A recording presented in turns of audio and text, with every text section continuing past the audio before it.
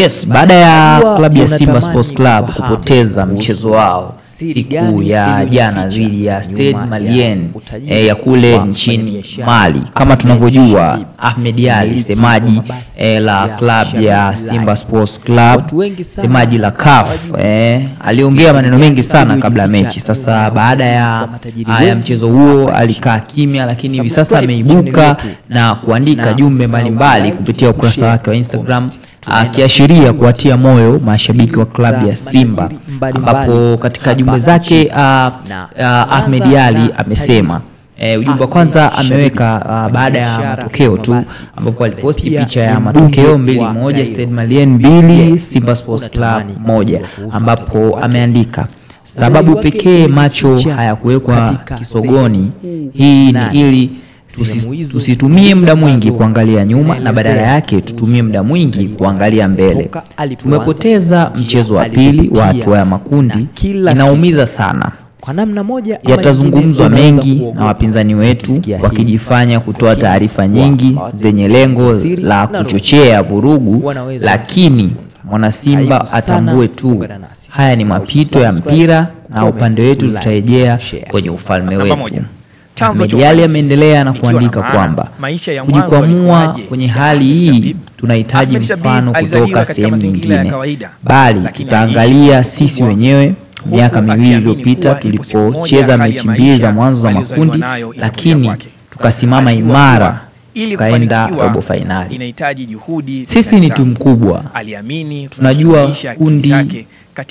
tunajua kudili na mapito na haya tunajua yatapita. Tunajua tuamkie wapi na kwenda mbele. Poleni wana Simba, msikate tamaa, msikatishwe tamaa. Hii ngoma bado mbichi na tunaimudu. Simba yetu haijafa, imejeruhiwa tu, lakini bado tuko hai na tuna uwezo wa kupambana. Baada ya hapo semaji la CAF Ahmed Ally ameshusha tena ujumbe mwingine muda si mrefu hapa, ambapo ameandika mechi yetu ya tatu hatua ya makundi tutacheza Januari 21, 2026 dhidi ya Esperance ugenini.